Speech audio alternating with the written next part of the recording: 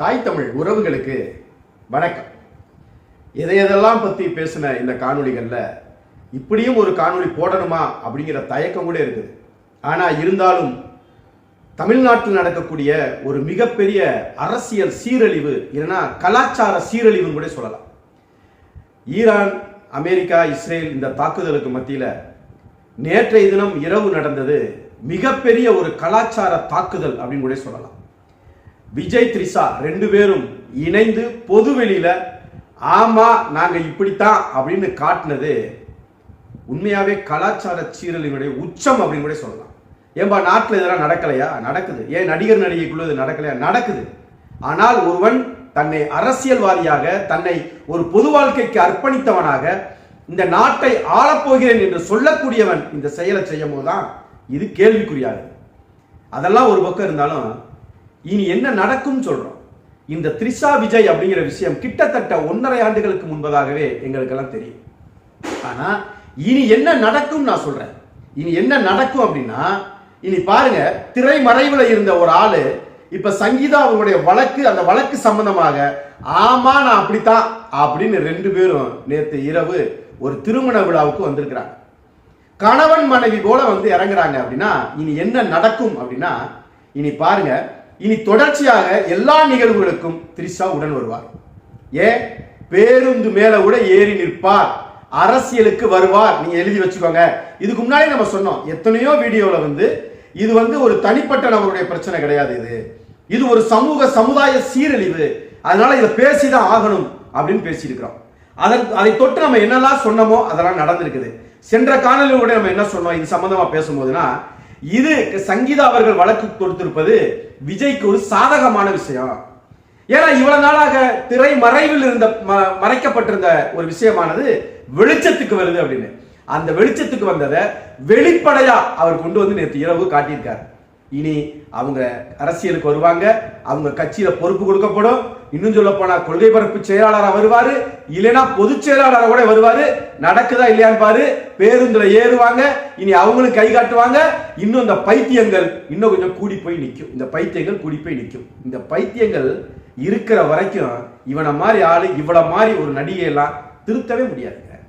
சங்கீதா சொன்னாங்கல்ல, ஒரு நடிகைன்னு சொன்னாங்க. இவர் என்ன பண்ணிருக்காருன்னா, நீ புதிர் போடுறது ஒரு நடிகை அப்படின்னா சொல்லு, இதுதான் அந்த நடிகை. அவங்க மறைவா சொன்ன ஒரு விஷயத்திற்கு, இல்லை என்றால் அவர்கள் கேள்வியாக கேட்கப்பட்ட ஒரு கேள்விக்கு நேற்று இரவு இவர் பதில் கொடுத்திருக்கிறார்.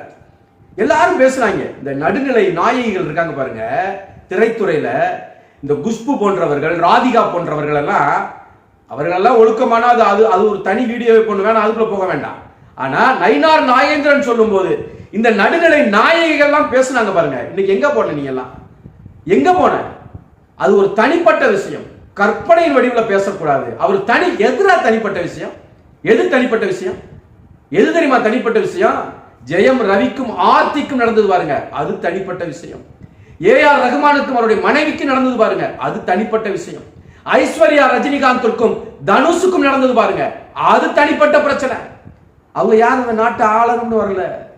ஏன் சிவகார்த்திகேயன் மேல கூட ஒரு புகார் வந்துச்சு, அவங்க யாரும் நாட்டை ஆளணும்னு வரல. நான் பொது வாழ்க்கையில பெரிய தூய்மையானவன், தூய சக்தி, தீய சக்தி அப்படிலாம் எவனும் பேசல.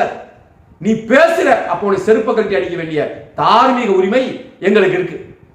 இப்ப இதெல்லாம் ஒரு பக்கம் நடந்துகிட்டு இருக்குங்க. சங்கீதா அப்படிங்கிற ஒரு பொண்ணுக்கு நடந்த ஒரு அவலத்தை, அந்த சங்கீதாங்கிறவளுக்கு நடந்த அந்த உரிமை மீறல யாரும் பேசல, எந்த பைத்தியமும் பேசல. ஏன்னா பைத்தியத்தை கூட செத்துக்கலாம்டா ஒரு வகையில. ஆனா பைத்தியத்துக்கெல்லாம் பைத்தியமா இருக்கீங்களடா.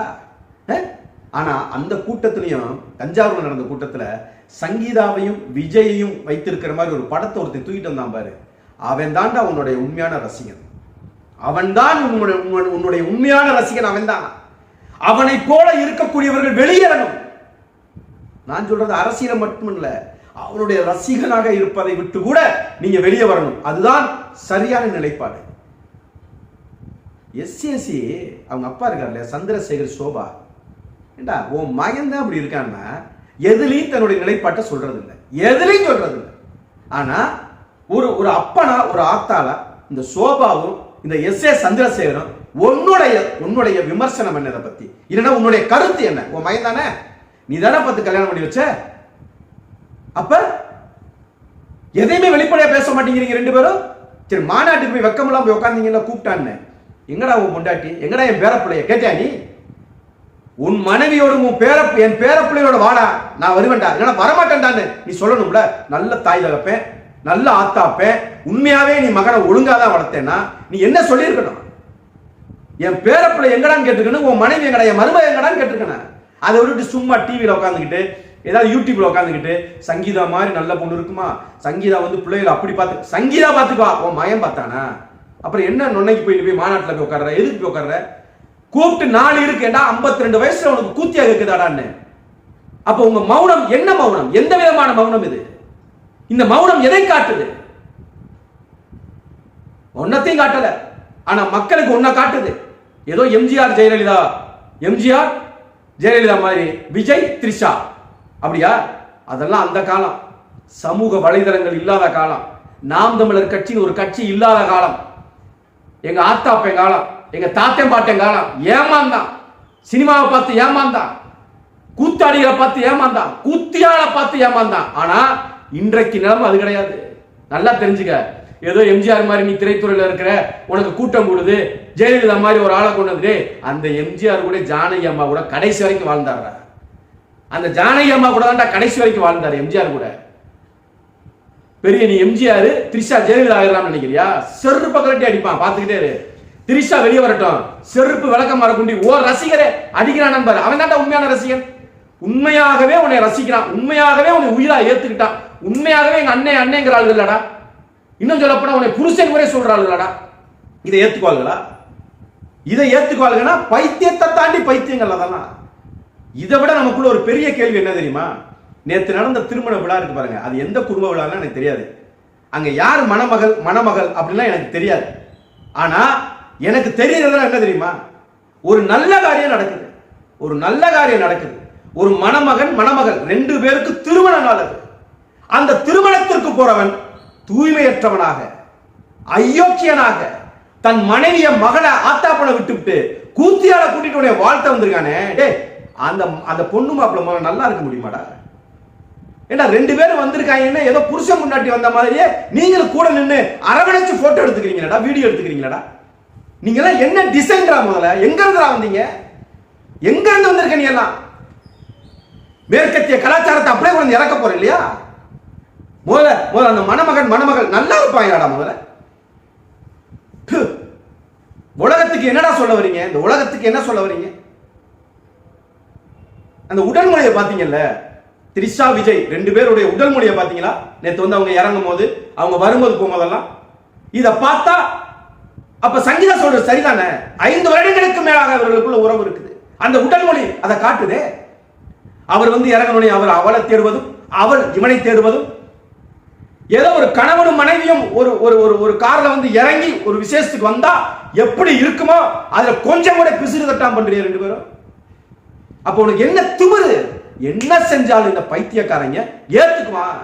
நாம என்ன தப்பு செஞ்சாலும் இவன் நம்மள மதிப்பான், தலைவனா ஏத்துக்குவான் அப்படிங்கிற பைத்தியக்கார கூட்டத்தினுடைய திமிரு தானடா உனக்கு, அந்த ஆணவம் தானடா உனக்கு. நீ பாரு, நீ எவ்வளவு செருப்படி விளக்கம் ரெடி பட்டுட்டு போறேன்னு பாரு, அவனும் பரவாயில்ல இல்லையான்னு பாரு. நீ வேணா பார்த்துட்டே எதிரா தூய சக்தி, எதிரா தீய சக்தி. இப்ப சொல்றா, நீங்க 2 பேரும் சேர்ந்து வந்ததுலயும் திமுக சதி இருக்குதா? திமுக சதி பண்ணி அந்த கார்ல உங்க 2 பேரையும் பிடிச்சு அமுக்கி வச்சு கொண்டு வந்து இறக்கி விட்டுருச்சா திமுக சதி? பேசு, சும்மா பேசு, ஏதோ ஒன்று சொல்லணும்ல. ஓ ரசிகர்களுக்கு நீ என்ன சொல்ல வர்ற? இந்த ரசிகர்கள் இந்த நிகழ்வுக்கு பிறகு என்ன சொல்ல வர்ற? இதுதான் உன்னுடைய இது இல்லையா? பிறப்பு ஒக்கும் எல்லா உயிர்க்கும் இல்லையா? நல்ல வேளை காங்கிரஸ் தப்புச்சா. அது செல்வ பெருந்தகையினாலயா சிதம்பரத்தினாலயா எனக்கு தெரியாது. ஆனால் ராகுல் காந்தி தாவேக்கா கூட தான் கூட்டணி போகும் நினைச்சுக்கிட்டு இருந்தான். நல்லா தெரிஞ்சுக்க, இந்த வேலுச்சாமி, மாணிக் தாகூர், நீங்க எல்லாம் இங்க தானே போகணும்னு நினைச்சீங்க. இங்க போயிருந்தா அப்ப இதெல்லாம் ஏத்துக்கிற? நீ இதை ஏத்துக்கிற? பைத்தியக்காரங்களா? காமராஜர் கக்கன் இருந்த காங்கிரஸ் அது உயிரை கொடுத்து இந்திய சுதந்திரத்திற்காக உயிரை கொடுத்து காப்பாத்தின கட்சி இந்த காங்கிரஸ். அங்க கொண்டு வந்து கூத்தியாரோட ஒருத்தன் திருறான், அநாகரிகம் மற்றும் கலாச்சாரம் மற்றும் ஒருத்தன் திருறான். அவன் கூட போய் சேரணும். இன்னைக்கு வரைக்கும் ராகுல் காந்தி ஏதாவது ட்விட்டர் போட்டு பாரா இந்த கூட்டணி குறித்து? திருச்சி வேலுச்சாமி இப்ப வரைக்கும் சொல்றாரு, ஆமா நடந்தா கூட பரவாயில்ல, இனிமேல அந்த கூட்டணி ஒன்றும் உறுதி செய்யப்படலையே அப்படின்னு தான் பேசுறாரு. மாணிக் தாக்கூரும் அதான் ஏற்கிறாரு, ராகுல் காந்தியா அதான் ஏற்கிறான். அப்படின்னா உங்களுக்கு நீங்க எல்லாம் என்னதான்டா நினைச்சிட்டு இருக்கீங்க? தமிழெல்லாம் கேனப்ப நினைச்சிட்டு இருக்கே. ஒரு குறிப்பிட்ட சதவீதம், இந்த பைத்தியக்கார சதவீதம் 100% அரசியல் அறிவோடு இருக்க மாட்டான், 100% அரசியல் புரிதலோடு இருக்க மாட்டான். ஒரு சின்ன சதவீதம் கேடு கட்டு இருப்பான். அந்த கேடு கட்ட சமூகத்தை தான் இன்னைக்கு இந்த தமிழக வெற்றி கழகம் உரிச்சு காட்டிக்கிட்டு இருக்கு. திருந்து நான் கேட்கிறது, இந்த பைத்தியக்கார கூட்டத்தில் இருந்து சில பேர் திருந்தி வெளியே வந்துரு. இது நல்லதல்ல. நீ நல்லா யோசித்து பாரு.